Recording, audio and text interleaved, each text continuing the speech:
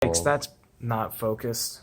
At all. Wonderful. It's too edgy to focus. But we're good. Okay, so like today's deck is everyone's favorite Curse Dragons. Woo woo. So many people like them, right, See, Ryan? you hear the enthusiasm in our voice? No, I mean I really like this deck. I just know Ryan doesn't like it. Because it's literally, as soon as he starts his first turn, I just go onto my phone Dude, and wait for it to be over. it's because he I doesn't. know he's not cheating. I know he's not. It But just it takes that long. he doesn't want loyalty. That's about it. So get right into it. We have 4 of the size 3. He pops Abigail, or just Gale, I should say. He pops Gale so you can trigger the effect twice, and it only costs a gauge to use. But then you also gain 2 life when you do it, so you end up gaining 1 life every time you pop Gale. It's really nice. Just extend your plays, get 2 more cards under the flag, and keep on going. Next is a staple in any Darkness Dragon World deck. It's Chaos Dill. This art's better than the original. I like it a lot. It's But like Horseman of the Apocalypse type. basically, you do top 3 and add 1 to hand, so it's just more digging for your deck. So you can like try and like actually get You're good. all the cards. Yes. Yeah, playing this deck is being a big game man, and I'm the biggest one. Talking about big ones. Ooh, it's not Buddy Rare SP. You know what? I worked hard to try and get this one, bro. No, you didn't. I did. No, you It wasn't in my deck day one. I had to grind on it, try and find it. See, this deck isn't fun. See, also, here's a secret strat. Bless you. Here's a secret strat with Curse Dragons. Don't attack. Let Pizza! Well, I don't know where we were. Pizza. So, my dog is dying. So, Overturn Abigail, I used to run it at 3, but you literally just win every single time. Which is nice. Alright, continue. Oh yeah, I remember what I was saying. So other than with Overturn Abbey, when I just don't attack with my monsters, because then my opponent will trigger counters, they'll like nullify the attack and could gain buffs. So, you know what? Maybe you guys should try that. Don't attack, because only bad things can happen. Basically, you have a size 1 searcher and a set searcher. Bro, whatever. There's 4 of him. They weren't stacking. I tried my hardest, dude. He's the only size 2 you want in the deck. But he's really essential, but you can only call him once per turn, so you gotta make sure it's worth and figure out what you can draw and what you can't. Next, so the big boy himself, Black Dragon Knight Gale. You want him at 4. He's the guy that puts cards under your flag the most. It's him and the item of the big 2 that will keep doing it. So you always want to make sure you at least have 1 to 2. It just works really well with certain spells in the deck that you'll get into later. Having multiple on field could just be a huge like buff for you. Next is another guy that just kind of digs for more research, and so it's more digging and searching. When you have a flag when you have a card under your opponent's flag, it's a gauge life draw, so Dragon Emperor Legend, which is just really nice. Next is the other card that helps get a lot of cards under the flag, and it does protection. When you have the sword on your field, your whole field is basically protected and can't be destroyed by effects or returned or anything like that. And you rest in a pay gauge, and it puts a card under the flag, and if there's 2 or more, it draws a card. So it just helps dig a lot more, but it also helps put stuff under the flag. So next, I don't see a lot of people won 4 of it. I see most people won 3 to 2, but like I get paranoid, so I won 4 because there's been a game where I just didn't get it, and this is basically the set spell that helps you win the game. And at the start of your opponent's turn, it puts a card under the flag, and if you have 15 or more, you win. So it's like the main piece of the game, or this deck. If you don't get it, you're kind of screwed. But I have like PTSD from not being able to draw it at 2 or 3, so I just make sure I win it at 4. Next is Cursefield. When a card is put under your opponent's flag, you gauge and draw. But at the start of every attack phase, you can actually call a monster from your drop zone, a size 1 or less. So some people call Gale. What? Can you move the card down? Continue. Okay. So what do people call Gale? Yeah. So for Curse Field, the ability to call a monster at each attack phase, most people call Gale the center. I usually call the size 1 that gives me a gauge life draw just so I can get more researches in my hand, or like digging and searching in my hand.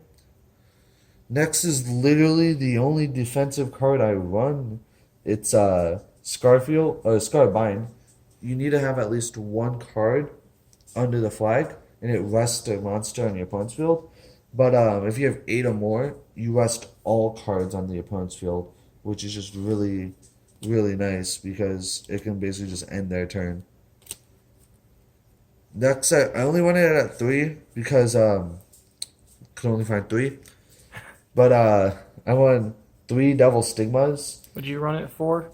Um, I have to do more testing at 4. I originally ran it at 4, and I liked it. It was really good because it's not once per turn, so you can always use it. And I really liked it. But currently I have it at 3, and I'm not having any problems with the deck, so I might just leave it at 3.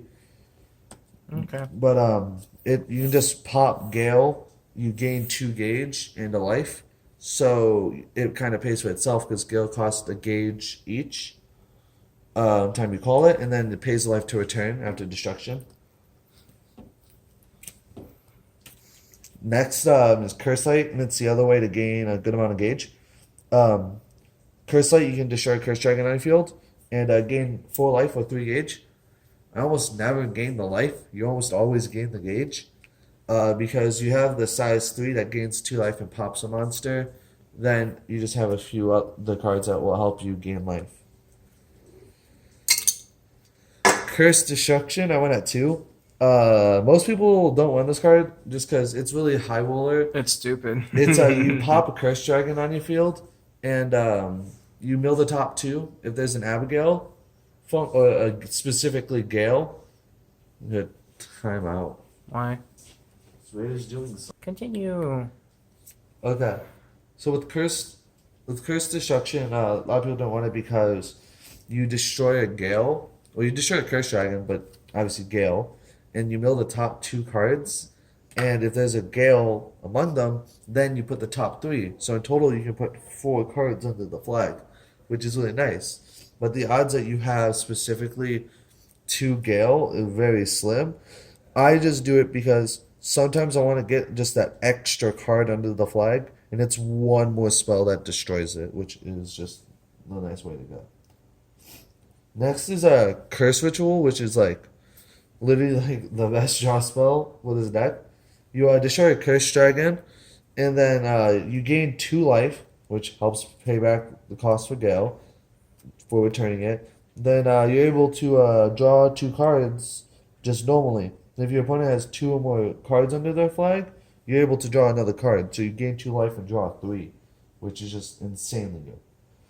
The next draw spell is Death Sacrifice. This is what I talked about having multiple Gales. If you have 3 Gales on the field, you can destroy 3 Gales and return all 3, and draw 3 cards and get 3 cards put under your opponent's flag. Or if you have 2 Gales, or even 1 Gale and 1 monster. Like there's been times where I use the size 2 and I search out Gale, and I'll call Gale. Then I'll use this to get a draw 2 and put 1 under the flag. So it's just a nice card for draw power and triggering Gale's effects. Next card is Adoration. Adoration is a nice way to gain gauge, gain life to help pay cost for Gale, but also as an extender. So what I would do is if I have like the size 3, for example, in the drop zone, I would get him back to hand, so I'm able to continually popping Gale. But let's say I have a size 3 on field, I can use Death Sacrifice, for example, to get a draw off of it and send it to drop zone. Then I can use Adoration, so I can use its skills again and get 2 more souls, so I can pop Gale multiple times with it again. So that's gonna be it for my deck. I'm gonna lay it out for you guys, and I'll talk about it a little bit more. Hey guys, we're back. We back? Yeah. Don't fuck with my clown viewers, guys. I will murder you. Okay. What's the Anyways. card count? You didn't count it, did you? No. Guys, let's go through this together. Numbers with TCD. Let's hope I can count.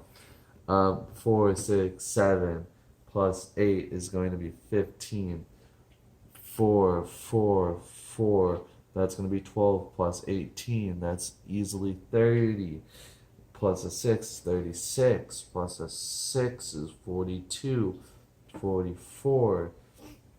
Plus another 4. That's going to be a 52. Plus another 6. That's 58 card deck. That doesn't seem right for you.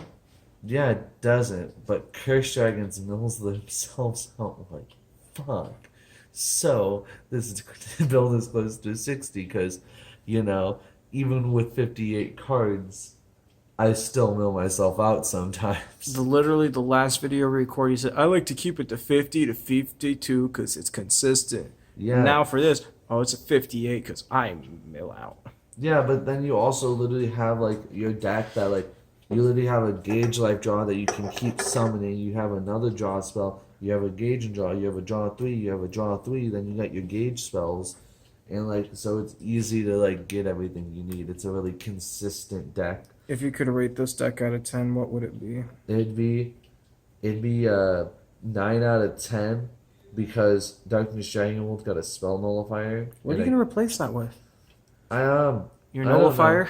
No, my nullifier, no. So, okay, my whole thing with the spell nullifier, yeah, it's nice, but like, you can't. The deck's Curse Dragon's weakness is loyalty. And guess what? Nullify it. You can't nullify loyalty. Like, you can't, like, there's not a timing for you to do that. Oh.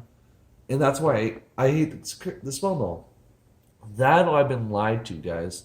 If you can respond to loyalty, like if I go to call someone and they hit me with a loyalty, if I can spell null it, let me know in the comments. Little interaction with the fans here.